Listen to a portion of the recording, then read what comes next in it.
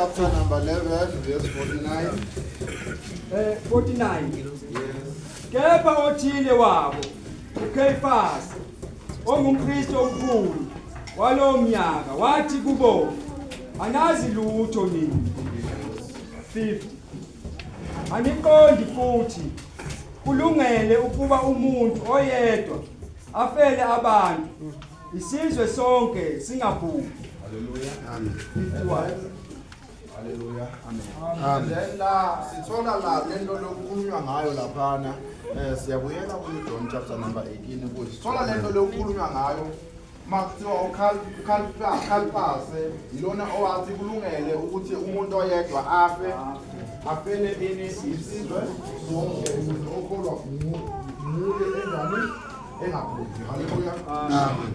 So now uKephas lo wayekade engomunye wabantu abayini abazikhulu. Hallelujah. And into enza according to my research intenza ukuthi kulokudana uJesu eliswe kulokudana ku-Anase bekade engumuntu onamandla ngalezo sikhathi leso ngokwento yani yobukhosi. Hallelujah. As much as uKephas kunguyena owayekade engumpriest omkhulu noma ngokweposition wayemkhulu uKephas ngaphezulu kwabani ngaphezulu kuka-Anase, but then kwakumele ukuthi eyiswe kuloyana ngoba loyana bekade enani enamandla. Hallelujah. Amen. So let's dive into the main thing. Bengisenza lento ebizwa nge-introduction. Angazi noma ingene kahle ibazalwane. Hallelujah. So now ake sibe ne-mindset yokuthi njengoba sikholwa asikho kuphi emhlabeni. Hallelujah. Njengoba sikholwa asikho kuphi emhlabeni. Funa sibe nento ethi okokuqala nje mayethi incwadi uJesu waboshwa noma wabanjwa. Just imagine umuntu mangabe ethathwa eliswa kuphi endaweni nje mhlawumbe enjengasenduneni la kuthethwa khona amacala. Hallelujah. Ebezazi ukuthi akanalo icala kodwa bese evuma ukuthwala noma evuma ukuvumela ukuthi unecala, because according to the scriptures momcheck uJohane uzobona ukuthi uJesu wayekade nawo amandla bazalwane ukuthi wayengenza noma yini. For example masila ndemuva nje le ndaba lena kuthiwa amasosha ayafika mayizofuna uJesu uyakuthi lifuna abantu bathi wena ufuna uJesu waseNazaretha. Hallelujah. Mangabe ethi uyena ezikhomba yena kuthiwa amasosha ahlehlela emuva atshengisa ini ukwesaba ukuthi benawo amandla ukuthi whatever eyizokwenzeka kuyena ingenzeki, kodwa wakhetha ukuthi willingly akalokunjani akazinikele ukuze mina nawe esikholwayo singabhubhi. Hallelujah. Amen. So now ngiyikholwa uyikholwa umbuzo uthi lento lena ehlushekelwe kangaka ngabe wena indlela owenza ngayo njengomzalwane i-right? Lokholo okukhona umuntu owakhetha ukunikela ngokuyena, wakhetha ukuvumela ukuhlushwa ezazi ukuthi akanaso isono, akanalo icala, because according to the scriptures masibheka emuva back then bekhona indawo eyayibizwa ngengcwele la kwahlukaniswa khona izinto zasekolweni. And ngokwenkolo eqaleni umuntu mangabe enze izono bekumele kube khona isilwane esihlatshwayo ukuze kuzoba khona ukuthetheleka kwani kwezono. Hallelujah. But then uJesu wakhetha ukuthi yena azinikele kube uyena ozoba umhlatshelo ukuze singasothethelelwa izono. Umbuzo ke kumele ukuthi uzibuze wona uyikholwa ngabe wena indlela ohamba ngayo iyamthokozisa yini uJesu? Hallelujah. Amen. Ngabe wena indlela owenza ngayo uthokozile yini uNkulunkulu ngayo? Namhlanje singakangena emazwini ayisikhombisa ngifisa umuntu nomuntu azinuke amaphapha ukuthi akafani yena noPetru owamphika. Hallelujah.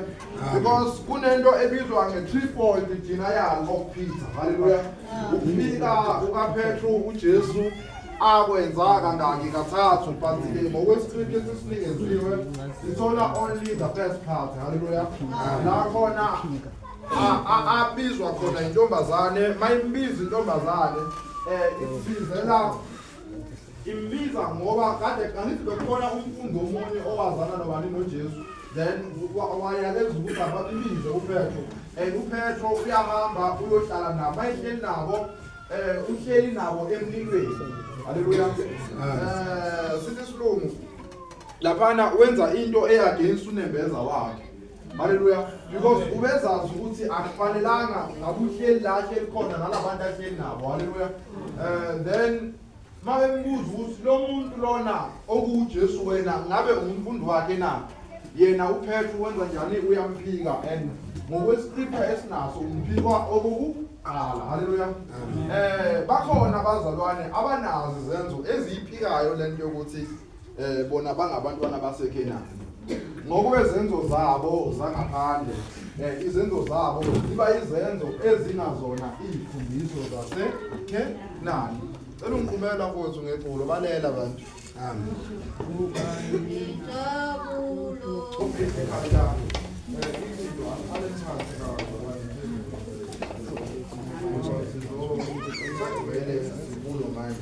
iphasika asalidluleli haleluya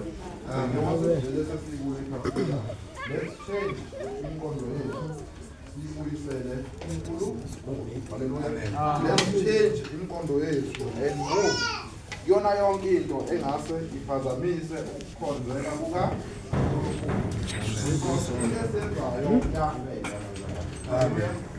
esenzayo kukhona umuntu owakhe sinikela ngaye ukuze thina sikholwe nje kalula kanjalo ngale kokuthi size haleluya khona owakhetha ukuthi yena akafe esifundeni sokufa kwami ngokuqamanda haleluya ukuze mina ngasezi ukuthola lokufa yena kufa ngezi ukuthola lokuhlushwa yena ahlushwa haleluya so singamakholwa engufisayo ukuthi sibhekene izenzo zethu ukuthi ziyasipresenta yini thina njengamakholwa singamakholwa ufuna sikubhekene ukuhamba kwethu ukuthi akukhulumisi yini haleluya singabi ngamakholwa anezenzo ezibahlepisayo abantu abangakholwa singabi ngamakholwa anezenzo ezingambizi noma ezingaminvite umuntu ongakabi yikholwa ukuthi akabe yikholwa haleluya mangabe sikholwa leso umdumise njalo bese abantu babona ukuhambisa kwabantu ukuhambiso kwakhe bakubona kophi kuwena ithi umdumise njalo nasenhlupheweni ukuze abantu bebone ukuhambisa kabani kwakhe bakubona kuwena haleluya ngoba singamakholwa ufuna sazi ukuthi thina siyimap yabantu abangakaqali ukuba amakholwa ufuna bona kube nento abazoyibona kithi ngoba into esenzayo thina into enjani iyaphela so that was my lesson of today haleluya scripture sikhuluma ngokuthi uJesu yabantu ayiswa kanase la yosindiswa khona ngokukhulunywa lapho kuthiwa bekukhona uPetro makukhona uPetro khona futhi nomunye umfundi wayekade ekhona haleluya lapho ke kule scripture sethu sola nalo qala kaPetro and kule scripture sethu lapho lesola khona ikakhulukazi indethi kushiwa kulungele yabona le verse angaze lihlale kakhulu kumina leli lithi kulungele ukuthi umuntu oyedwa efe evele ini isizwe sonke so namhlanje yabona izambulo usuke khona into ongayenzile lento le amen kuvuka lento lezi lezi bese sikwangilungela ukuthi angihlushwe ukuze ngazi imiso zakho kodwa ngenxa yesikhathi